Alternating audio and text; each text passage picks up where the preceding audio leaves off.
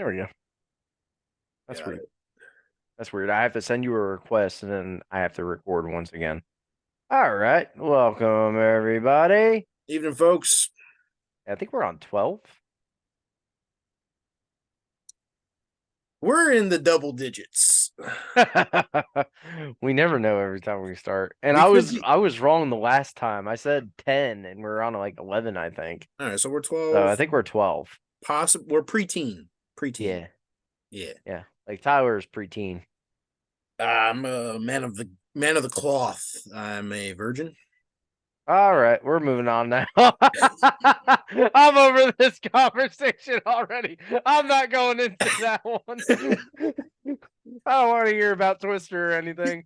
Yeah, I All love right, Twister. well, everybody. It's a No, great. no, It's a no, great no, no. game. Oh God. I'm Mad Dog. This is my Yeah, Denim Dan. buddy here. Denim, the milkman Dan. Yep. Looking extra milky today. The extra lighting has And been welcome to not Mad kind. Milk Podcast. God, it's so bad. Hey, at least I wasn't like DJ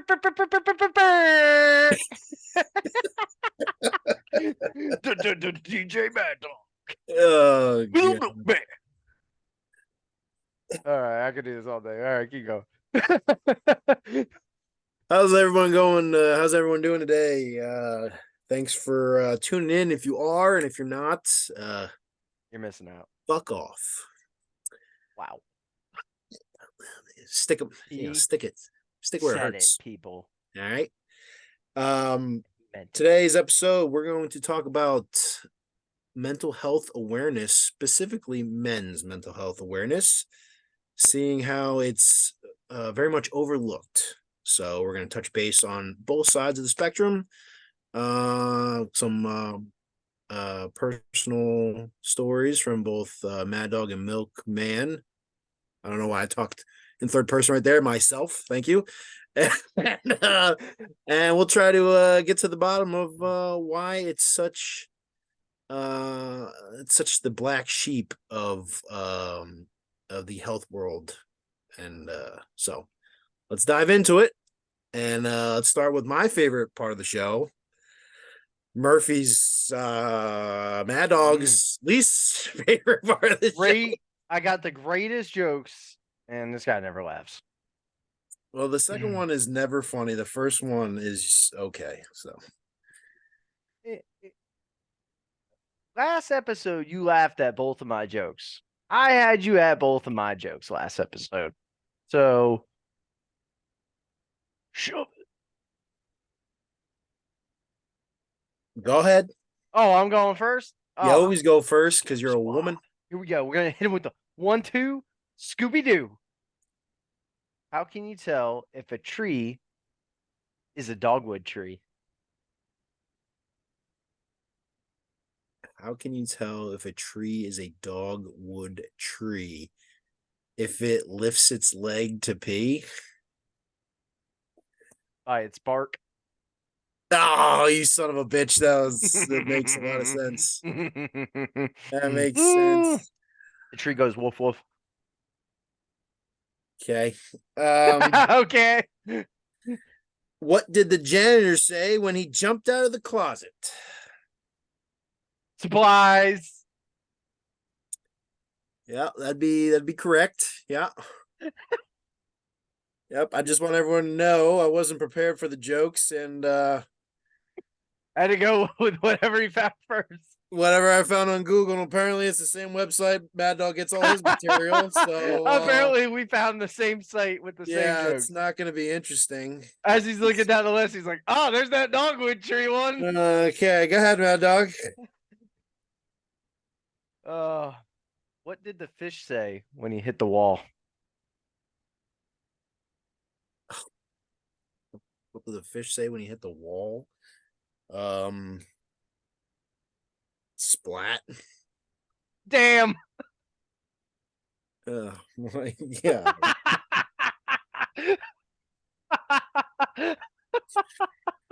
That's pretty good. Clever. That's pretty good.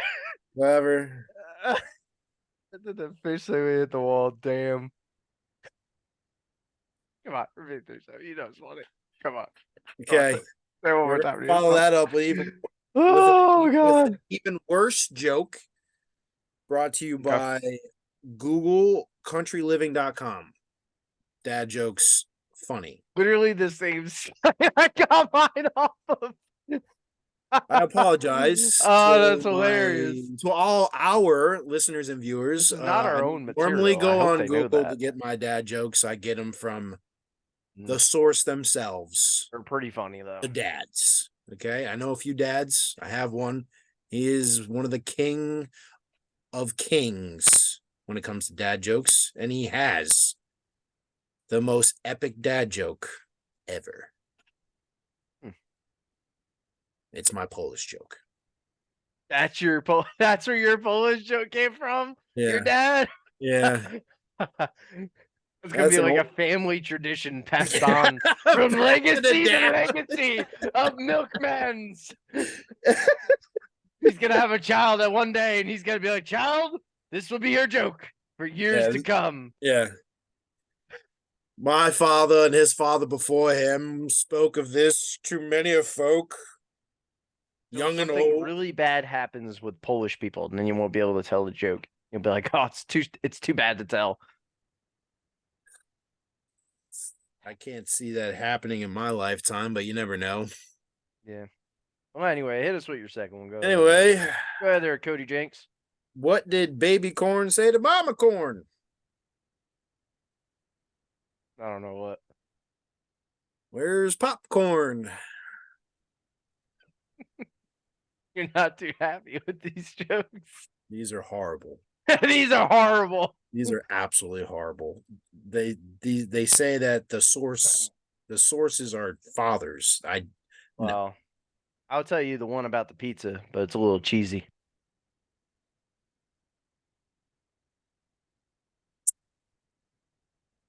Uh-huh. Okay. You try not to- Okay. Now that we've dragged our All nuts right. through that fucking coal, let's get down to the nitty gritty. Okay. Nitty gritty. Serious topic this week, folks, and we're gonna try to take it head on with some sort of maturity and headstrong. Why'd you blink at me? Why'd you wink at me?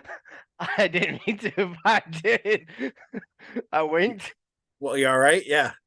Yeah, I think so. A little Yeah, tired. you did. You know, I just worked 12 hours, so I came home and now Okay. I'm doing this. I'm a little tired. So, as you know, or if you don't and you live under a rock, mental health awareness has gained a lot of publicity in the last couple years, I would say. I think it's always been a thing. It's always been a thing, but it's always been scrutinized. You know, a lot of Yeah. people look down upon it. You know, if you have it or you speak out, you're weak. You're gay, not actually gay, but gay. That's not a joke. Don't stop. That's not a joke. You know what I mean? Everyone who grew up in the 90s knows what I mean about gay, not being gay, but gay. Okay. Just move on. Like, why did you have to go back and Because you keep looking at me like I'm retarded and you don't know what I'm talking about. I mean, I don't know what you're even saying anymore at this point. But go ahead, keep going. Anyway, it's been something of a shadow over people's lives, not being able to, live to their fullest potential, what have you. And in some cases, it can be detrimental to one's health, and sometimes people take their lives to it, unfortunately. So I know some people who have lost their lives to that. I know people who struggle with it currently and have overcome it. It's not something I think anyone should take lightly. But I also believe that there are many cases in which people use it as an excuse to just simply not do what they're told or what they have to do. Work in the system. Wow. Yeah. I think there's plenty of people out there who use that, and shame on them, because I agree. it's a true health issue, and it shouldn't be mocked or used in a manner in which that um makes other people look down on the circumstances. Uh I agree. so Mad Dog, how about you? You know anybody or I have there's a lot of experiences I've had with this. I've even had personal experiences. okay. Um, I know people that use it. Let's say the military aspect. I know a lot of people that technically have PTSD, and then there's people that don't have PTSD, or really do, but the people that say they do have it, they use it for their benefit claims. Uh-huh. And Yep. those are the people that work the system. And then the Yep. people that really do have it are in in bigger trouble than those people. Like I I experienced it when I got home, and I think Home from what? Home from Alexis what? and Alexis can testify this. When I came back from deployment, Okay. um, I noticed my whole schedule changed when I came back from deployment. It was so weird because every night I had helicopters, a gun range, something that I was always hearing in the background. I was always hearing something. And I always had that noise. And I just got so used to it that when I got home, I didn't have that noise. It was like literally peace and quiet. And I could not ever go to bed because of that. But then I also had a lot of like night terrors and things like that. And I would wake up at like 2 in the morning. And I would just be dead awake.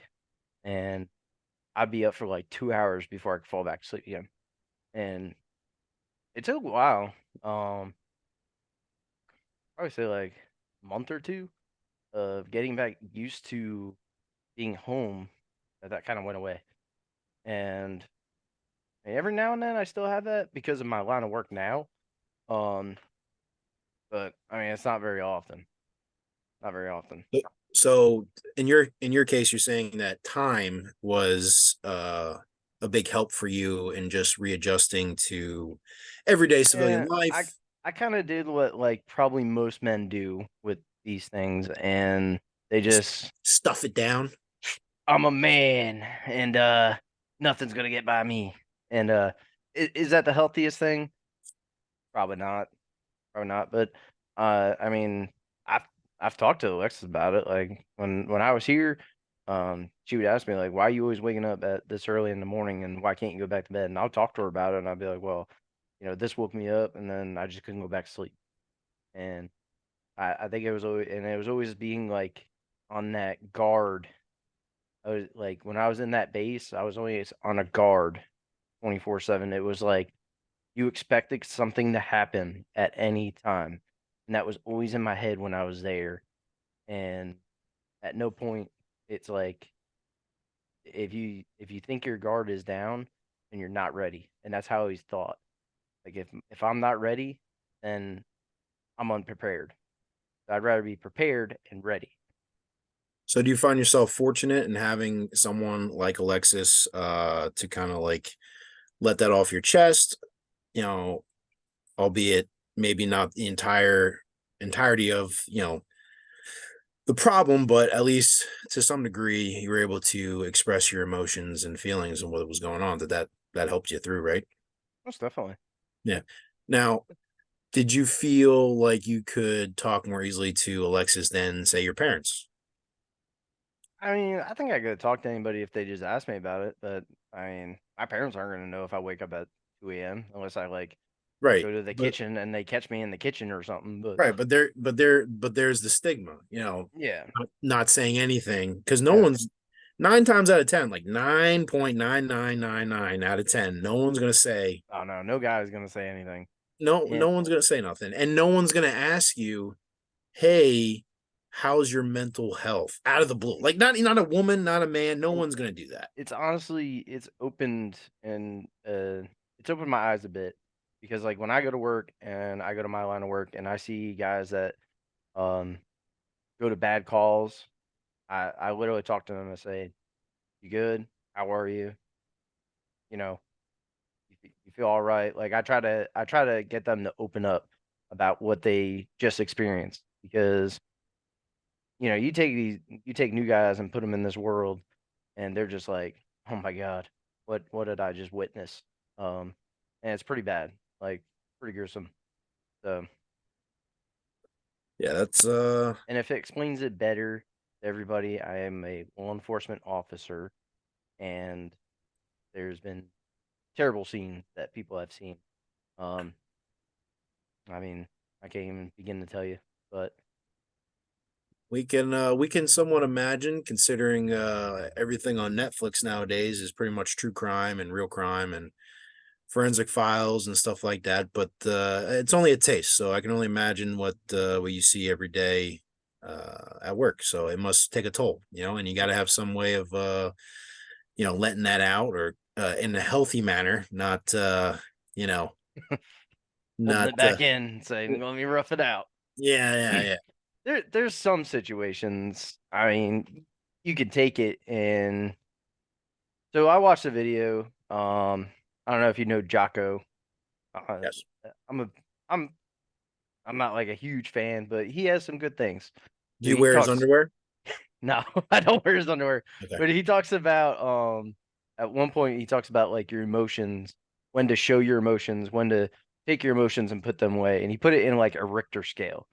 And he was like, if you got like a Richter scale and you're on an 8, you should probably go talk to somebody about that. But if you had a Richter scale and you're on a 4, you just need to thrive on. And I agree with that. Like, there's some things where it's like, yeah, it's emotional, it hits you, but you just got to push past it. I feel, So what? and it's easier for some people and it's harder for others. So And so what it's what would be figuring that out. what would be your breaking point?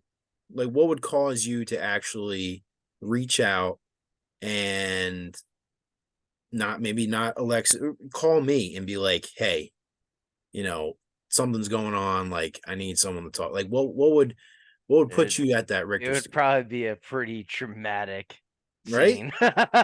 Right, Like but it would like, probably be pretty traumatic, right, and I but would probably should it? be involved in somehow. But should But it get that far is what I'm saying. Like, I feel like women are more likely to open up oh yeah, and say whatever they're feeling. And unfortunately, at least from our point of view, women, men, we see it as just, flapping your gums. Like, because I feel like everything is dramatic. No offense. Like, everything's like, it's either nothing. I got it. Okay. I got my coffee, and it's just like fucking 100. Like, you're at 100. I won't say all women, but Not there all women, there are but women out there. It's like, um, I mean, where I deployed, it was like kids didn't have anything. You literally watch them run around in sand barefoot, and um, they barely had anything. They lived in huts. And it was like to see that and then to come back here and you look at like TikTok videos, for instance, and people are like, "Oh my God, I didn't get the right coffee." And it's like, really? Like, right. And if and I've heard plenty of people say, not in that particular instance, but like something not go their way, or oh yeah, something that is just a minor inconvenience, and is like, oh, this is triggering my anxiety. And maybe it is, to a degree. Maybe it is to a degree, but is it so much so that it's debilitating, that one little thing that you have to go and like just shove that everyone's throats? Now, I'm not saying you shouldn't be vocal about your mental health and this and that, but I know I uh you know am guilty of this. When I was younger, that I dated a few women, young women at the time, and they all expressed some sort of anxiety, whether it be social, or just maybe like something, any sudden changes in their everyday routine would just trigger them. And me, never experienced anything like that, I chalked it up to hysterics, or you're crazy, or something's wrong yeah. with you, you're losing your mind. And I feel very guilty about that. Because I know, I'm sure they were actually going through something, traumatic, or there's something in their past that led to that trigger. So some sort of trauma. I know for me, I didn't understand it till many, many years down the road, until I was late in my 20s, where I experienced it myself, and I did the same thing. Uh, I pushed it down. I don't even know if you know this. I pushed it down, didn't say anything to anybody, and I slowly deteriorated my life for, I don't know, year and a half. So I didn't say nothing to anybody. I chalked it up to, it is what it is. Suck it up. You know, We talked about this a little bit, but it did we? wasn't. Okay. Yeah, So just a quick backstory for me. It was just nothing along the lines of Murphy, but a few things had happened in my life all at once. It was like dominoes, and I've always been able to take everything on the chin, take a deep breath, and keep on trucking. Uh, it just so happened that so many dominoes fell all at once, and I couldn't take it man. anymore on the chin, and and it knocked me down. And I tell you what, it is a cunt. If you've never experienced it, and if you have experienced it, you know exactly what I'm talking about. It I, changes your life. I It think everybody experiences that at one point. There's at some point everybody had a rough time. Yeah, I and Whether their rough time is probably different from somebody else's. right, Nobody has the same life, and right, everybody's raised differently. right, And and your rough time is going to be rougher than the other person's, but for them, that was a rough time. You know, right, and you have to and take that with a grain of salt, because like Mad Dog said, um everyone's life, everyone's situation is different, and everything, what could be a 4 in a Richter scale for you could be a 9, 10 for them. And you, unfortunately, you don't know that, but you have to be somewhat sympathetic. And if you're not going to be sympathetic, I absolutely think that you should remove yourself from the Mhm. situation, whether it be remove yourself from that person's life, or at least be vocal and communicate on how that you cannot be compassionate enough to understand what they're going through, and try to take the high road. Because I know for me, when it happened, I didn't I couldn't accept it, if that makes sense. I thought Mhm. something was physically wrong with me. I went to go see all these doctors, this, and this, and everyone's telling me I'm fine. And every doctor I went to, You're every under the doctor, wrong kind of doctor. every doctor I went to that said I was fine, every time I heard the word you're fine, it like set me it, off even more. I'm like, yeah, it what the bugs fuck is you. Like, what the fuck is wrong with me? And you know, I sunk lower and lower, and I confided in uh honestly, it was my it was weird. My uncle actually called me out on it. I guess I was acting unlike myself. And if it wasn't for him, uh, I probably wouldn't be where I am today. I don't know where I would be. Uh, I could be in the same rut, or I could be, who knows. But I tell you what, I wouldn't be where I am today, not for him. So I appreciate that to my Uncle Dave and a few other friends that I confide in, and I do appreciate them lending an ear and their own stories. So if you're one of those, if you're out there and you have no idea what I'm talking about, and you think it's bullshit or whatever, I'm happy for you. I truly am happy that you think it's yeah. bullshit, because you've never experienced it, and I hope you never do experience it. But just know that there are many, many people out there who do experience it every day. Mhm. So in the future, just, I know There's, this is gonna sound crazy coming from my lips, but well, we talked about it earlier, like anxiety. Like, and I thought it was the craziest thing ever. Like, I knew Yeah, somebody that had an we got four. anxiety. We got 14 seconds. By the way. No, we have 9 minutes. This is main time, 9 minutes. Oh, sorry, I read that so Yeah. wrong. There was like So, a. I knew somebody that had an anxiety of going to school, and I was like, how the heck do you build an anxiety of going to school? And after talking with him, it was because he was always nervous about getting good grades. Was he Asian? No, he was not Asian. And he had an anxiety about getting good grades and doing good on tests because he wanted to keep his career in track. And in order to keep that career in track, he needed to get those grades. And that's how he had to do to get, to where he wanted to become.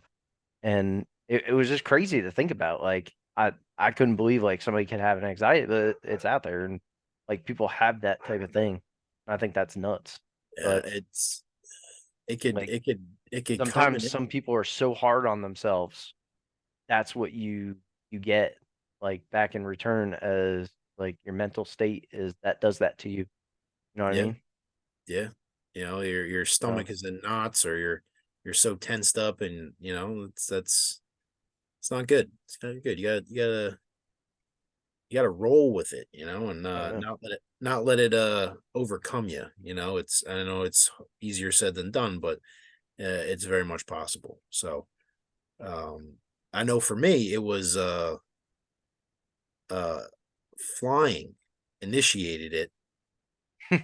This all happened, all the dominoes fell on a flight, so that was awful. Uh and then it metas oh god. Funny that you flew here. What? You flew to me to visit me. That was my first flight since. Oh, really?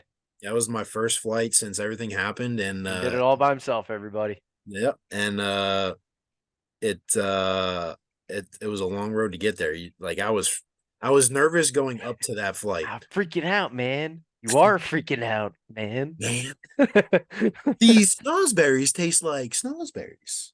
is why we're like best friends because we just finish each other's lines. But Yeah, anyway, yeah. So it was flying for me. Well, it was flying what started it, and then honestly, it was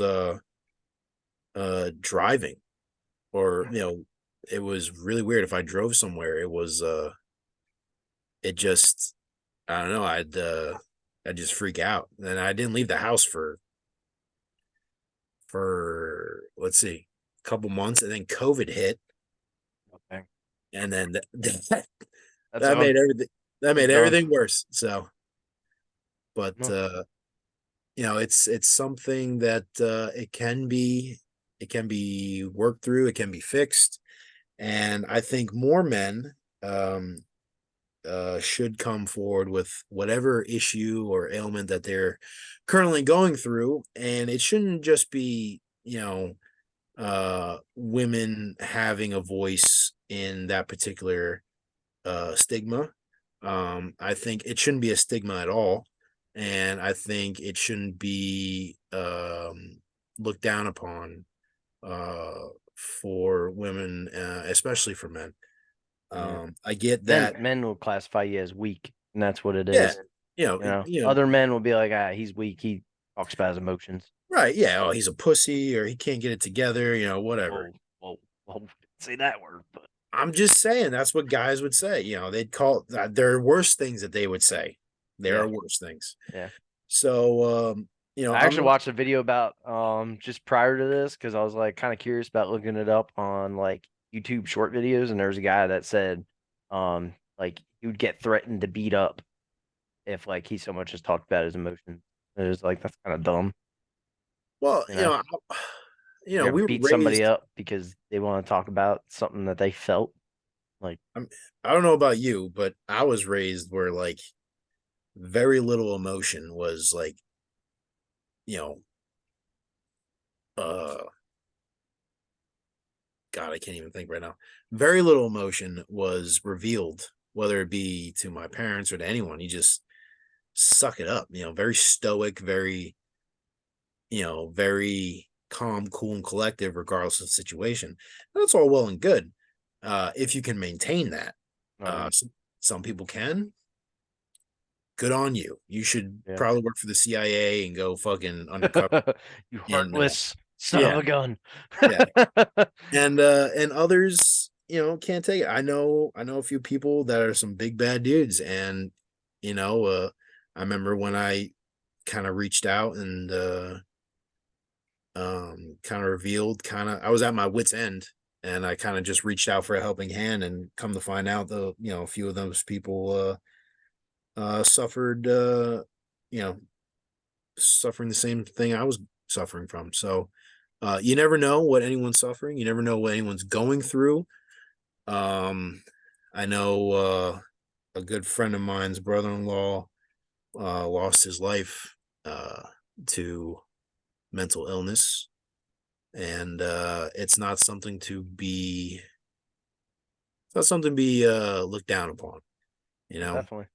you gotta if you know someone you haven't heard from, or you Gotta haven't, reach out. gotta reach out now. And I also saw a video recently. We got a few minutes. We got to wrap this up, but real quick, there was a video. It was on a YouTube short actually, and it was just mental health awareness, and it was two guys at a football, or sorry, excuse me, soccer game over in Europe, and one guy, right? They're sitting, the whole 2 minute video is, pan on these two guys, best friends at the soccer game, and the whole time, the one guy is like this the whole time, right? He's just, he's watching the game, not very excited, and he's just like kind of like down, right? Yeah. And the guy next to him, He's closed off. he This is closed off. what? Think about it. This is closed off. If he's like this, he's closed off. Yeah, yeah, Like it's like he's not sitting. It's like sitting in a class listening to somebody talk, and you're like this. You're he's closed not off. he's not giving any emotion. He's at a soccer game, not giving any Yeah. emotion. His friend next to him is life of the party. Every goal, he's cheering, blah blah blah. He's like shaking his buddy, like, yeah, we scored. And the guy's stoic as hell, right? And it goes through the seasons, spring, summer, fall, winter, right? And then the soccer season's over or whatever. Yep. And then come next season, right? That stoic man comes back to the game and then puts his buddy's jersey and a memorial on his seat. Oh. And I was like, oh shit. And then, the lines were saying, you never know who's suffering. True. Because I had the guy pinned, the guy who was stoic pinned to be, who was going to eat a bullet or go, some whatever. Yeah. And, it made you think, it made you realize that it could be anybody, no matter what It their really can. emotions are. That's true. So if you're out there and you're looking for help, Reach out. just ask for help. Reach out. Reach out. There's someone in your contacts. Friend. You can Google search hotlines. There is hotlines. You can just talk to random people you don't even know, but they will listen to you and talk to you the Yep. whole entire time. Yep. And they might even give you some more advice than I can probably offer. And The VA probably sucks, so military guys don't go to the VA, just go somewhere else. yeah. Yeah. So I've never heard anything good about the VA. I've honestly never been there to talk to anybody, but I've never heard anything good My about it. dad's been there a bunch of times, and he Never heard says anything good. Don't trust Uncle Sam. So maybe they should fix that, but no, probably never happen. Yeah. So thanks for tuning in, folks. That's our episode for this week. Have a good night, y'all. I'm Milkman, and that's Bad dog. we'll catch you later on the next one.